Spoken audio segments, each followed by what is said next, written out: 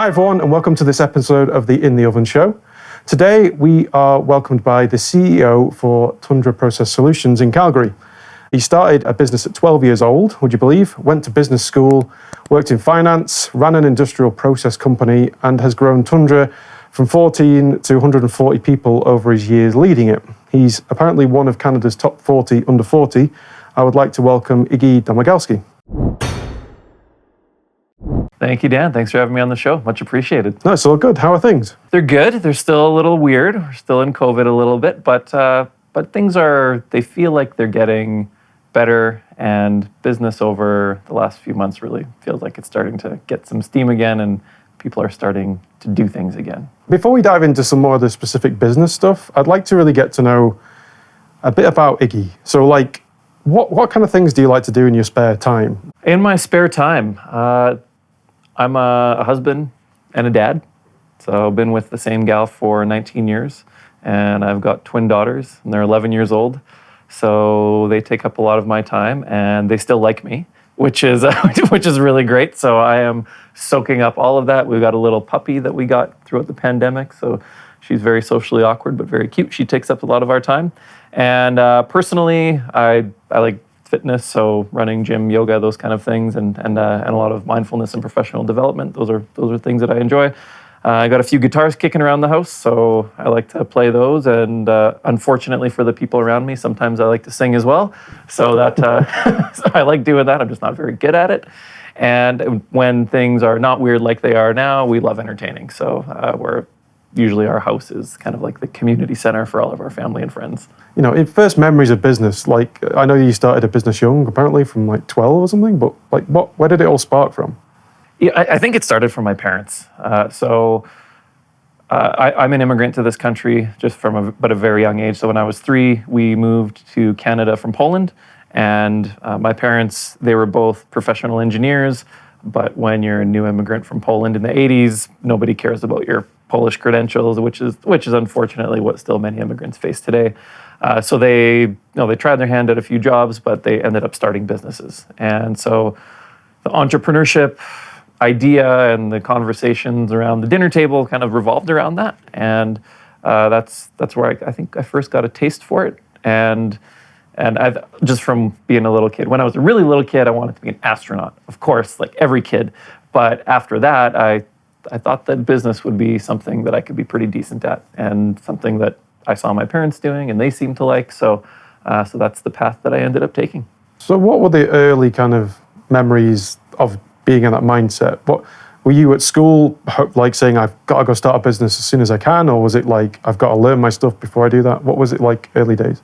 I think in the early days, it was a little bit of both. So when I was 12, I did start a business, but it was a tiny, tiny little thing. But still, I was 12. Yeah.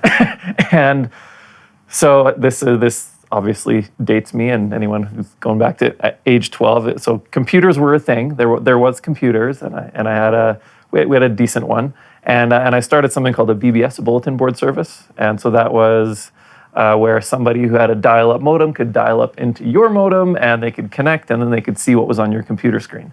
So that was cool. So people would come in and chat, and that's all you could really do in those days was chat with people on the keyboard. But I also bought this a CD that had a bunch of shareware on it, and the shareware you were allowed to sell it. And so when people would dial in, they could see a list of software that I had available for sale, and they could buy it.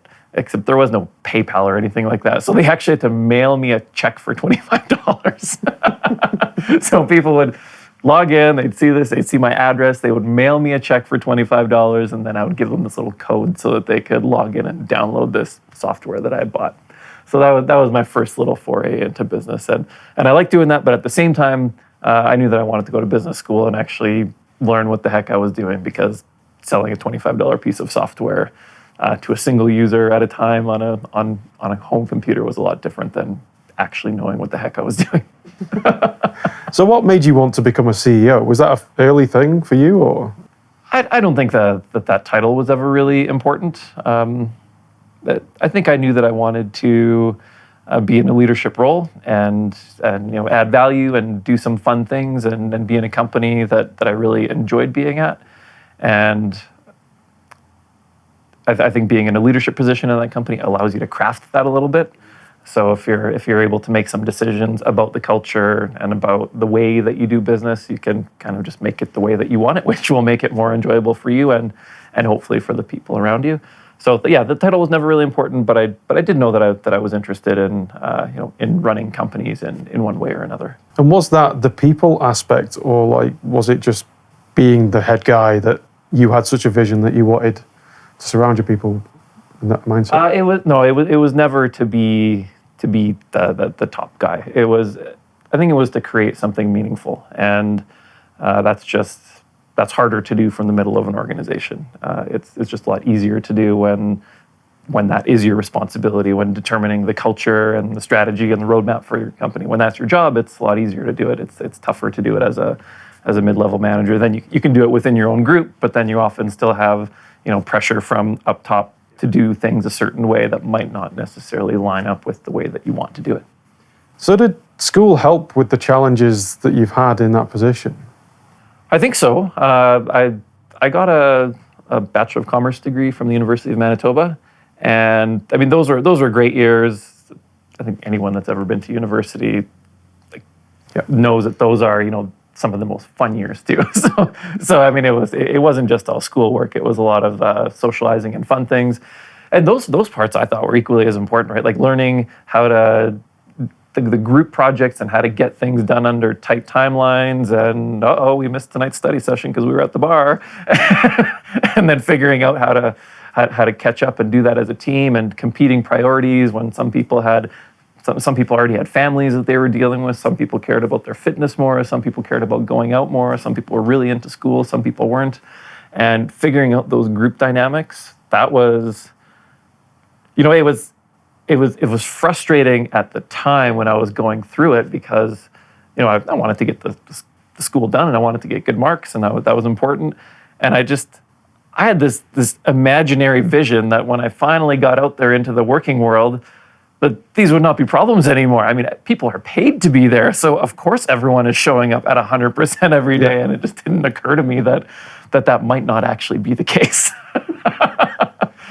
But it definitely prepared me for just for those competing priorities, and that not everybody shows up at 100% every day. I don't show up at 100% every day, and helping me to understand why people might not be showing up and what I can do to help them.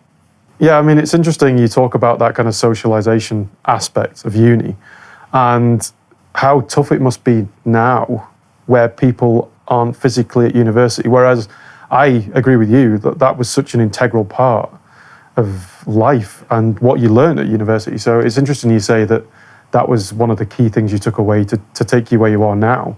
Like, what advice would you give to someone that was trying to get in that mindset and in that position to lead a company or be in a leading role?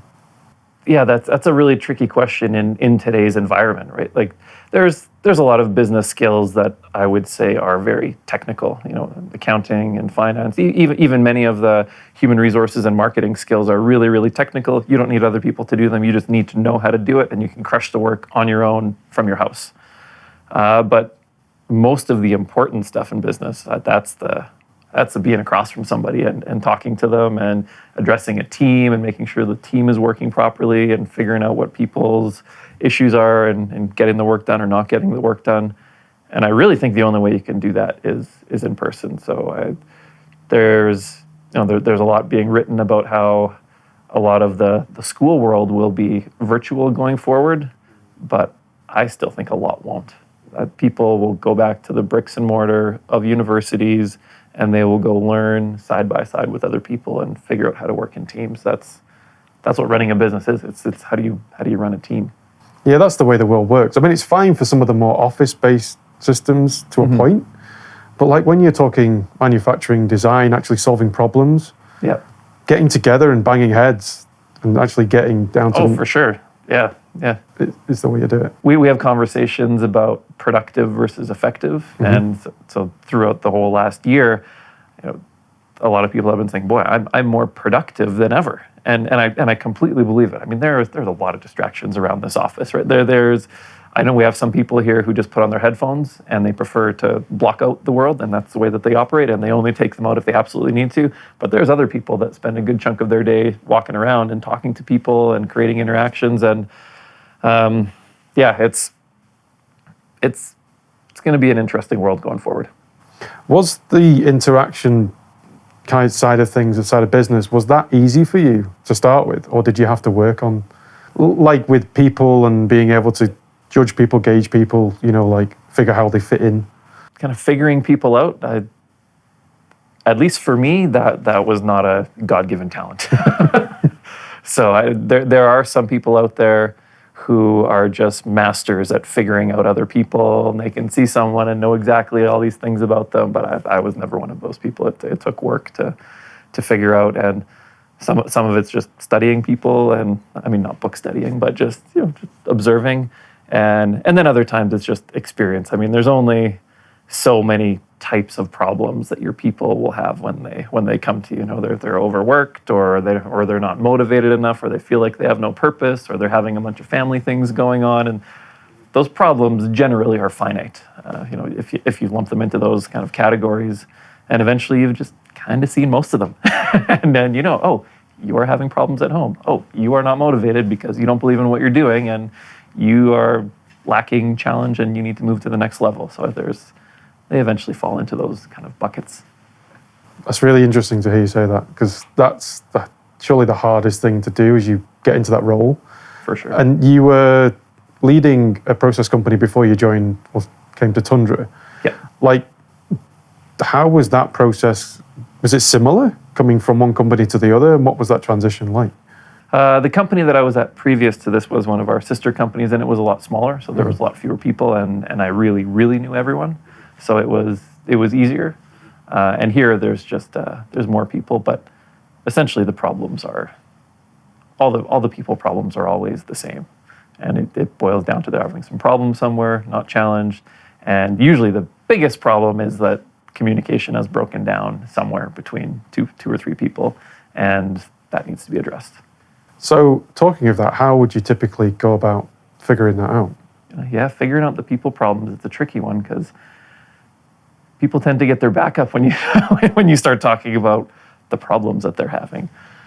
But I think I've always tried to put myself into their shoes and figure out, like, what is going on? What is going on inside their head and in their life that these are the kind of the negative outputs that are happening, and really coming at it from a place of, I think, compassion and caring. And we've got 145 people here, and they're all amazing individuals, and I had the pleasure of hiring a ton of them.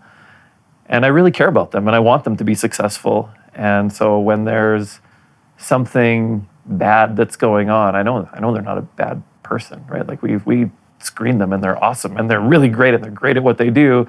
There is just something going on.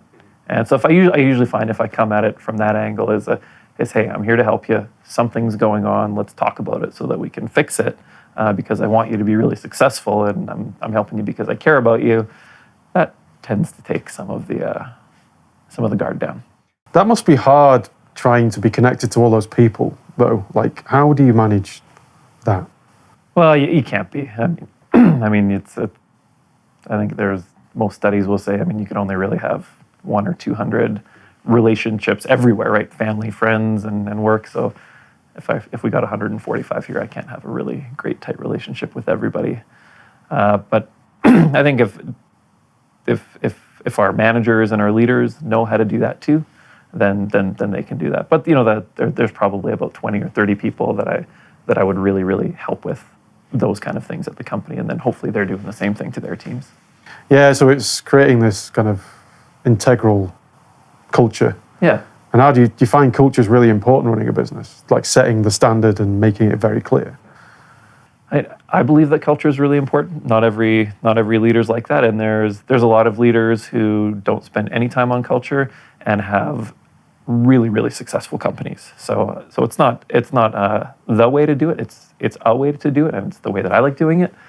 I think you spend about half of your waking life at work, and that's a lot of time, for a lot of years. Yep. So you probably spend 40 years, half of your waking life at work, and I want that time for me to be awesome time and really enjoyable time, and time that I like and where I'm proud to be and happy to be. And so we really spend a lot of time on culture and making sure that the workplace is that it's challenging, that it's rewarding, and that there is some fun too. And so we do a lot of culture things and maybe spend too much time on it, but I think it shows, and I think our people really appreciate it because it is even during these weird COVID times, we've managed to, I think, hold on to some really great elements of our culture. So you've grown from small numbers to quite big numbers for what you do. So tips, tricks, what happened? What was good, what was bad? Yeah. Well, growing a company is really fun, but it hasn't always been just straight up. Yeah. I mean, there's been ups, there's been downs, and we live in Alberta, and it's even if your business is not directly connected to oil and gas, and ours is, you'll still see up and downs. And I always tell people, I'm like, if you're not okay with this, don't work in Calgary, don't work in Alberta, don't work in oil and gas. If you want steady, go to my hometown of Winnipeg. It's very steady there. It grows 1.5% every year forever, and it's just a much more steady environment, which is great for a lot of people. So it has been some ups and downs, and there's been really fast growth times, and then there's been other layoff times, which are less fun. But I mean, general advice around growth is, I think you have to have a bit of a vision to know where you're going, and have a team that buys into that, and that's really helped us, is having longer term vision, longer term targets, so that you know where you're going, but then at the same time breaking those down into, okay, well, what am I doing this quarter and what am I doing this month to get there? And there's been certain times where we've grown faster, but there's never been really massive home runs that have happened. It's been little wins all along the way. It's just been a whole bunch of singles and doubles for 20 years. So you talked about oil and gas market kind of driving business. How do you ride that out? How do you plan effectively? And I'm not asking you to give away your secrets here, but generally, how's it been? Oil and gas is it's a challenging market, and from the outside looking in, it can seem like the good times are just wonderful, and they can be, but they're also really challenging. When times are really booming, finding talent is nearly impossible, and there's just a whole different kind of pressure. Really, really fast growth can be really, really challenging in a company. Just keeping the train on the rails is hard, and as you grow fast, all of your systems break. There's lots of problems. You don't have the right policies and procedures in place. Tons of HR problems. So there's problems in the growth times.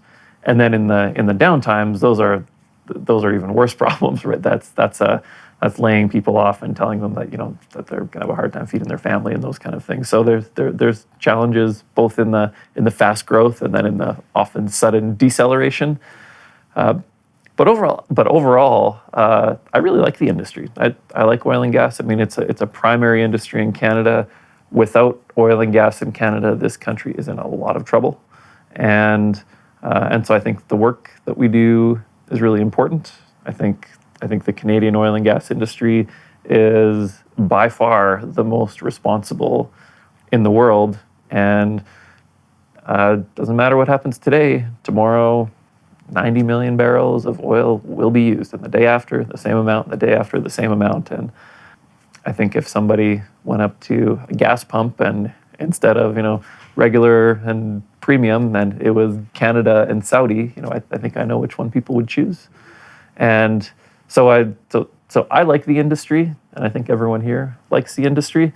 But at the same time, I don't think there's any doubt that over time oil will be needed less. That in my lifetime, oil and gas will still be. I think in my kids' lifetime, oil and gas will still be a very significant thing. But I don't really see it growing too much anymore, at least not in Canada.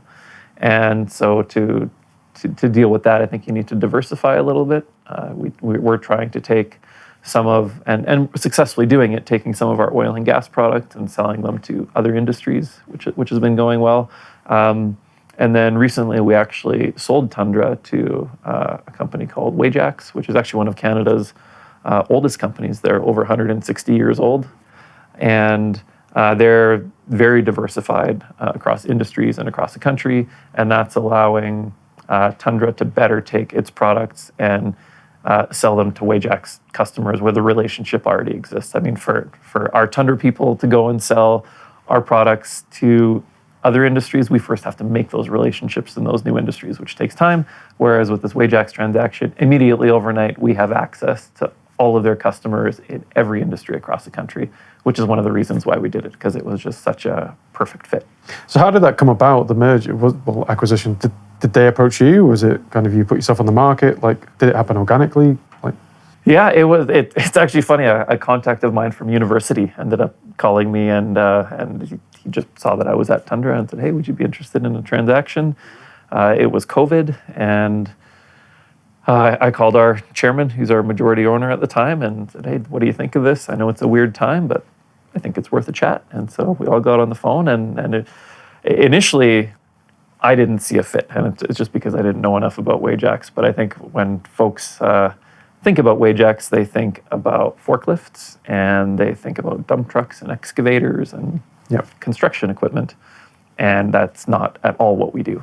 And they do that, but then they also have this other very large business that does, industrial parts and industrial services, and it was like a perfect complementary match, and it was like one of those deals like I've never seen before, where every puzzle piece just matches perfectly. And so we thought, okay, well, if we're talking about us going into that part of the business, that really, really makes sense. And then so we started into due diligence, which was a lot of hard work, which I think made sense. I mean, the entire deal was done over Zoom, which is I've never done that before, and a lot of people I don't think had done that before. There was no dinner to get to know anyone, or maybe having a glass of wine together. There was no handshaking even.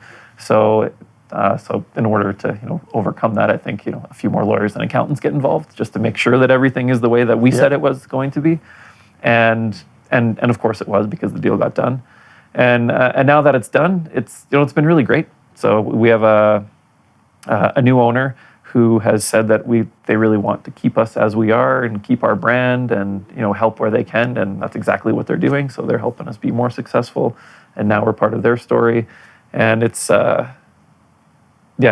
a really positive move, I think, for our company, and it puts us into a really great permanent home forever. I mean, Wajax is a company that acquires. They don't buy companies and then spin them off like private equity. And they're 160 some years old. So we found a pretty cool permanent home for our team. I mean, acquisition's kind of the hot trend, isn't it, in recent years? Do you think that's, because I know Tundra have done that a bit, has that helped you grow, and now being acquired, do you think that's now just becoming a good part of business strategy? I think acquisitions are important. Tundra did a bunch along the way, but I think there's two kinds of acquisitions, right? Like there's the kind of acquisitions that Tundra and Wajax have done, which is, hey, we see a good company that's doing well, and we want to buy them, bring them into our fold. Maybe we can learn something from them. We can also teach them a few things, and together we can grow. Yep. And those are the kind of acquisitions that I like personally, because they're a lot more fun and accretive and enjoyable. And then there has been a lot of acquisitions, especially in the oil and gas market, and they're a little bit different, where there's maybe a weak player or two companies coming together and saying, we're coming together, we're eliminating 2,000 jobs. And those are a little bit more challenging, although probably very necessary. Those are not the kind that we've ever been a part of, and likely won't be a part of those kind. Like, acquisition can kind of help you grow your customer base, but how have you found it best to grow your sales, not only in number and revenue, but say geographic spread of clients? What kind of things have you done to help that move forward? Growing sales it's a real tricky one. Some of the really good things that I think we did over the last few years was changing compensation related to sales. Salespeople, many of them are really motivated by money, and so making sure that the proper compensation drivers are in place is important. And there was a time when our company had a bunch of lone wolf salesmen, and that's the way that they operated. You only needed one salesperson, one sales professional to go and win an account and sell them equipment. But the way our company evolved is we really needed more than one person on an account. So if we were selling to an oil company, we need somebody covering the head office in Calgary, and then you need someone covering the site. And then there's an engineering company involved, so you needed another person covering that. And then there might be a fabricator involved, so you need somebody covering them. So we created these capture teams to go attack the business, and essentially, instead of hunting as a lone wolf, to go hunt as a pack. And in order to do that, we had to change the compensation system to really be more of a team-based reward system. And so we did that 3 years ago. It proved to really increase teamwork, and it was working really well. So that was put in for about 20% of our company, which is our sales team, and it worked so well that we implemented it to 100% of our company. And now, so everyone in the company is on that aligned program. So that when one person or one team brings in a big deal, everybody wins, and that was a really big fundamental change that we made that I think really helped grow our revenues and help us win as a team as opposed to win as a bunch of individuals, and then also our growth strategy. It's by no means rocket science, and we're happy to share it. It's been to add more world-class products and then to add more geography so that we can be closer to our customers where the decisions are made. In the industries that we serve, many of those decisions are just made at head office, but a lot of those decisions are made in the field by the local operator person. And so we've opened up a few offices. So we opened up one in Grand Prairie, and we put a couple people in Vancouver and someone in Red Deer, and then we had plans to keep doing that. So we wanted to open 1 to 2 offices a year for the next 10 years, and have a really, really big Western Canadian presence. So when you look on a map, it would just be a whole bunch of Tundra dots. And then we did this transaction with Wajax, and they have 114 branches across the country. So that'll do it. So we don't really have to do that anymore. They kind of did it, so we can implant some of our people into those locations. And that was one of the big drivers to do this transaction. Is our whole plan was, let's get more world-class products and open up more offices. And Wajax has a whole bunch of world-class products that we can now sell. They can also sell our products, and it gives us that geographic reach immediately. So that was a big driver for it. And that's if the transaction wouldn't have happened, we would have kept along that path, opening 1 to 2 a year and continuing to do that. But it did. So we'll go with this. Yeah, no, it works. It works. I really like that compensation team thing. I feel that's quite innovative and quite forward thinking. Like just having that, it just creates that sense of team and everyone's working towards the same goal. Do you find that is the case? Yeah, the working toward the same thing is very powerful, and it was. I wish I could take credit for it, but it certainly was not my idea. Most things around here I've copied from somebody else, yeah. and this particular one was driven by our chief operating officer, and he had implemented it at a different company, and he helped that company grow massively, like from 50 million to 600 million, and over the course of 10 or 12 years, and a big portion of that success was that compensation model where everyone won together. And so we thought that we were ready to take that leap. So we tried it with the sales team, worked really well, and then so we just did it with everybody. So what have you learned about yourself being a CEO? Well, that's a big question. Yeah, it is. What have I learned about myself from being in this role? Well, I've been in this role for 5 years, and I think I've learned what's really important to me in a company, and so I would describe myself as a values-based leader that really believes in vision and culture, and so those are kind of the important things to me. So over the last 5 years, we've really honed in on what is the vision of this company and what is our big goal, and what do we want to be known for, and how are we going towards that every day. We really took a lot of time to really clearly articulate our core values, and that's just the rules by how we live and work around here. And those are on pretty much every wall throughout the building. Yeah, and then really spending a lot of time building a good culture, or what we think is a good culture, and that's one, a culture. There's accountability, there's challenge, there's winning and wanting to achieve great results, but there's also behind all that there's a company and a management team that really cares about the people as individuals and as real people, and whoever they are, whether they're parents or brothers or friends, and just caring about them and showing them that we care about them, not just as employees, but as people who we want to make sure have a really great life. And I think linking all those things together, the vision and the values and the culture, just really makes for a neat work environment. And so if I was ever to do it all over again, I would do that again. So what triggered that to be the core thing you strive for every day? Like to have the vision, the culture. Was there like a switch, or was it just like, this just feels me?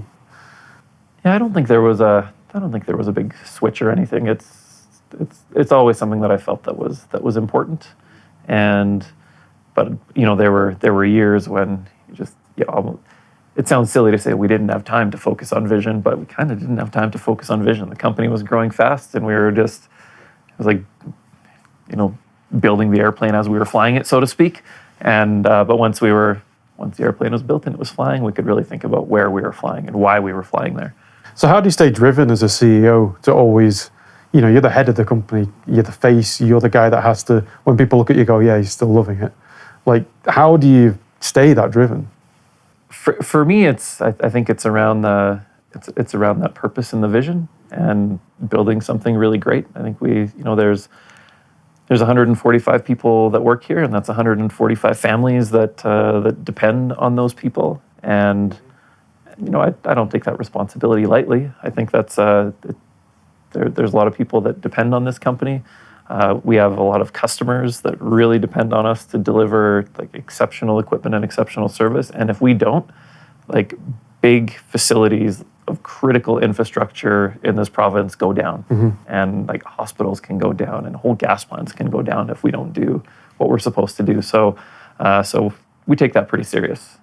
And so I think being part of a company that is driving a lot of the industry backbone in this province is something that pumps me up.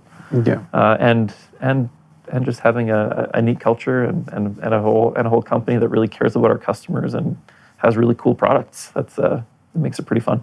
So how do you keep developing new products, and what's that process like? Is it like we see a need in the industry, or you get feedback from someone? How do you get that direction?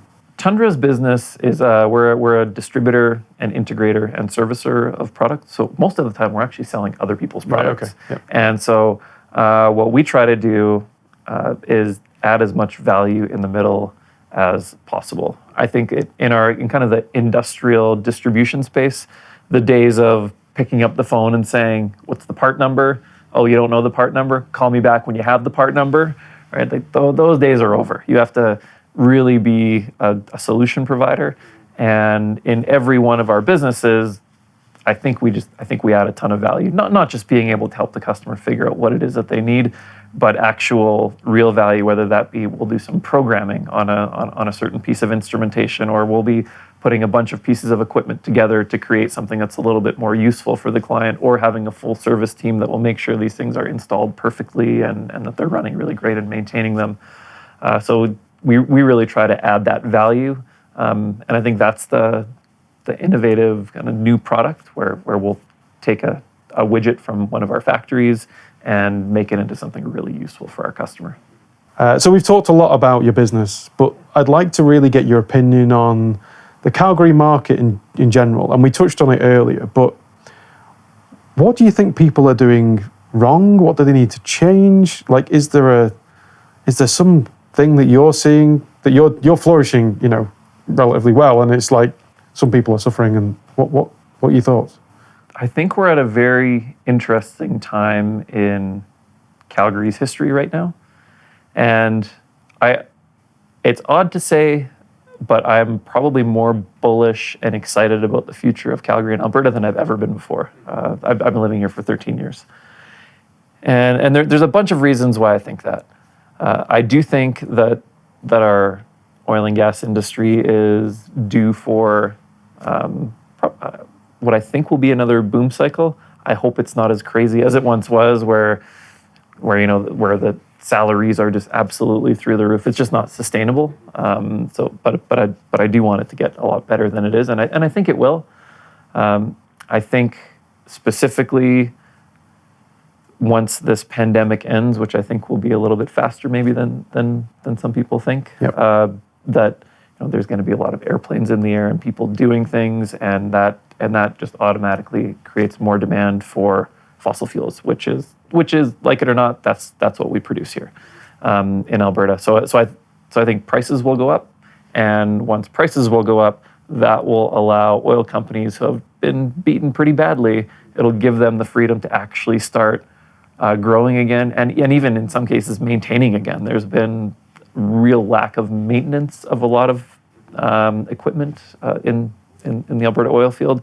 And once that starts to happen, all of a sudden, all the service companies get going to work, and more equipment's being shipped, and trucking companies are required to ship that equipment. And then once all that's happening, then the hotels are busy again, and the restaurants are busy again, and everyone's busy again. And so I think we're right on the edge of another pretty good oil and gas boom.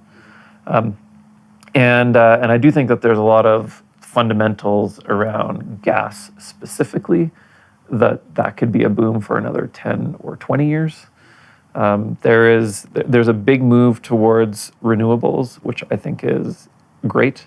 But behind the scenes for a lot of those renewable projects, you need a natural gas plant as the backup, that's the way that it has to be. And working from home, I think that will always be somewhat of a thing for some people. And that requires more natural gas usage because you're heating your house when you're not there. The insatiable want for data and anything, whether it's Bitcoin or just more data for anything that we're doing in our world, requires just a ton more electricity.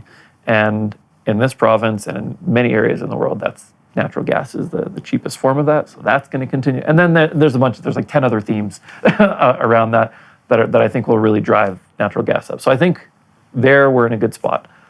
Also, there's been, Calgary and all of Alberta have been working so hard to try to rebrand Calgary as something different than just an oil and gas center. And I feel like that's really gaining some steam.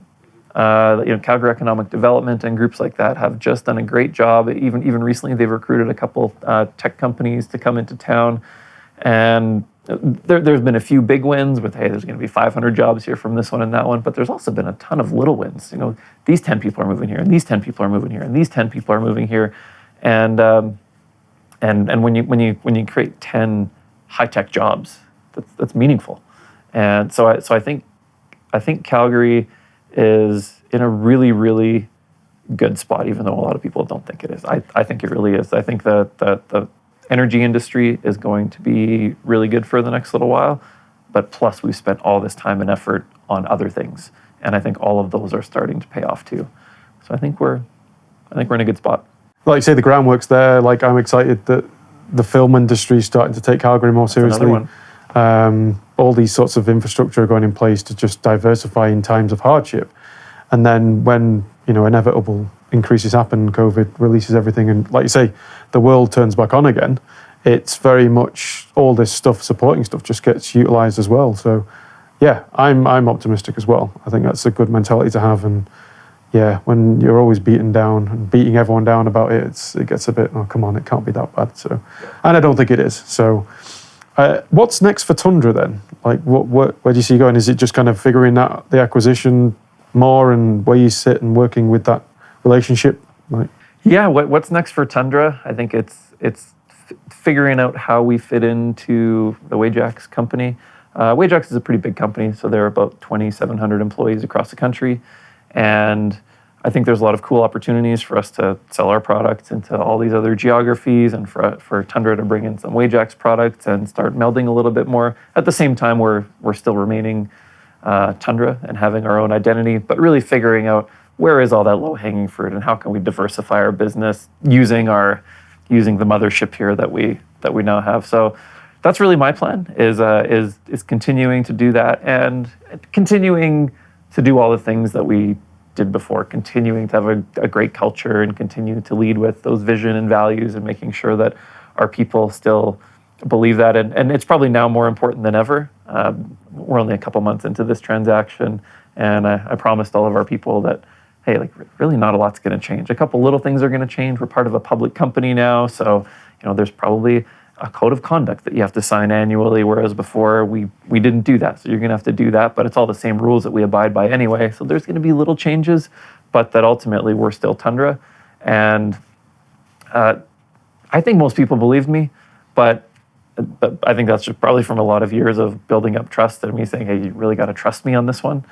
But now I have to keep proving it all the time that hey, we actually are staying the same and we actually are staying our own company, but we're getting the benefits of this big company. So almost having to work harder at the culture things and harder at the vision and values things just to make sure that people still believe it, because for every acquisition transaction that goes right, like this one has, I think there's a lot that really don't. And almost every acquirer, I think, goes into a transaction saying, oh yeah, we love you guys. We love everything that you do. We love all your people. We want to keep everybody. But some of them don't necessarily keep their word on that and come in and say, when we say we love everybody, we say we actually love the top 80%, and we need you to fire 20%. And by we say, we love everything that you do, we do, except we're getting rid of your brand and we're changing all your processes. And that's not the case here. But I know that many of our people have been through one of those bad ones. And so as soon as they heard acquisition, a lot of people got scared, which I totally get. And I had been part of the transaction for 6 months, so I was no longer scared because I'd got to know these folks. But I know when we dropped the news on our people, they were rightfully scared, and so we asked that they just put their faith in us again, and that we'll lead them through this, and that it'll be okay. And so far everything's great. So I think everyone's starting to come around and realize, oh, maybe we are just going to keep staying as Tundra and doing what we're doing, which is the plan. That's good, because acquisitions can be painful, and once you've been scarred, it is hard. But it sounds like you're great at balancing and managing it. It just takes time to just reinforce, reassure, and just take note of people's feelings. So it's been fantastic to talk to you, Iggy. Thanks, Dan. This was great. How do people find you online best? Is it LinkedIn, website? LinkedIn is the easiest one. Yep, I'm pretty easy to find on there. Cool. Well, it's been great to have you. So if you want to find out more about Tundra, please check out the link in the description below or above, depending on what this video is doing. And I will see you next time. Thanks so much.